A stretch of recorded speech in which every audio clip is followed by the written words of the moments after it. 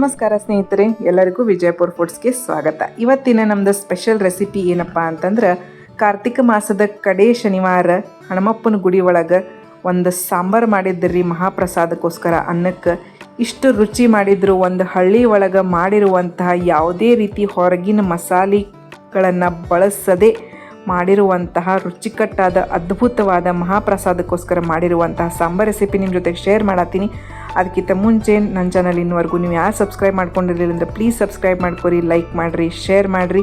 ನೀವು ಸಬ್ಸ್ಕ್ರೈಬ್ ಮಾಡ್ಕೋದ್ರಿಂದ ನಾನು ಯಾವುದೋ ಹೊಸ ವಿಡಿಯೋ ಹಾಕಿದ್ರು ನಿಮ್ಗೆ ಅದರದ್ದು ನೋಟಿಫಿಕೇಷನ್ ಬರ್ತೈತಿ. ಇಲ್ಲಿ ತೊಗೊಂಡಿರುವಂತಹ ಸಾಮಾನು ಅಂತಂದ್ರೆ ನೋಡಿರಿ, ಅಲ್ಲ ಬೆಳ್ಳುಳ್ಳಿ ಪೇಸ್ಟ್, ಕರಿಬೇವು, ಹಸಿ ಖಾರ ಇಷ್ಟ. ಆಮೇಲೆ ಒಂದು ದೊಡ್ಡ ಬೋಗಣಿ ಒಳಗೆ ಎಣ್ಣೆ ಹಾಕಿ ಅದನ್ನು ಕಾಯಾಕಿಟ್ಟಿದ್ರು. ಅದರ ಜೊತೆಗಿನ ಸಾಸಿವೆ ಜೀರಿಗೆ ಇದ್ರೊಳಗೆ ಆ್ಯಡ್ ಮಾಡಿದರು. ಅವು ಚಟಪಟ ಅಂದಮೇಲೆ ಅದ್ರೊಳಗೆ ಒಂದು ಹಿಡಿಯಷ್ಟು ಕರಿಬೇವನ್ನು ಆ್ಯಡ್ ಮಾಡಿದರು. ಕರಿಬೇವನ್ನು ಹೆಂಗ್ರಿ ಅಲ್ಲೇ ಫ್ರೆಶ್ ಆಗಿ ತೊಗೊಂಡಿರುವಂತಹ ಕರಿಬೇವು ಇತ್ತು, ಅಲ್ಲೇ ಗಿಡ ಇತ್ತು, ಅಲ್ಲಿಂದ ಹರ್ಕೊಂಡು ಕರಿಬೇವು ಇದ್ರೊಳಗೆ ಆ್ಯಡ್ ಮಾಡಿದರು. ಅಲ್ಲೇ ಹೊಲದೊಳಗೆ ಬೆಳೆದಿರುವಂತಹ ಅಲ್ಲ ಬೆಳ್ಳುಳ್ಳಿ ತೊಗೊಂಡು ಅದರದ್ದು ಪೇಸ್ಟ್ ಮಾಡಿದರು.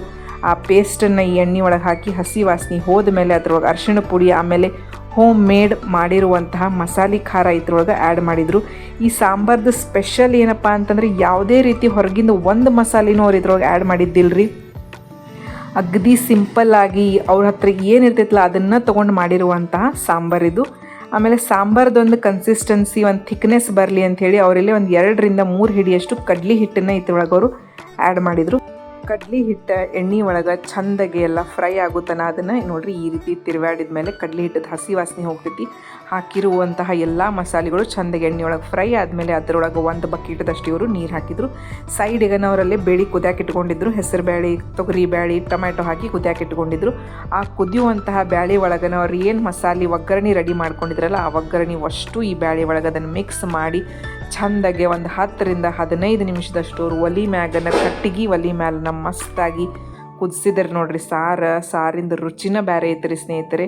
ನೋಡ್ರಿಲೆ ಈ ರೀತಿ ಮಸಾಲೆ ಹಾಕಿದ್ಮೇಲೆ ಸಾರು ಹೆಂಗೆ ಕಾಣಾಗತ್ತೈತಿ. ಆಮೇಲೆ ರುಚಿಗೆ ತಕ್ಕಷ್ಟು ಉಪ್ಪನ್ನು ಅವ್ರು ಇದ್ರೊಳಗೆ ಆ್ಯಡ್ ಮಾಡಿದರು. ಆಮೇಲೆ 1 ಹಿಡಿಯಷ್ಟು ಬೆಲ್ಲನೂ ಇವರು ಆ ಸಾರೊಳಗೆ ಹಾಕಿದರು.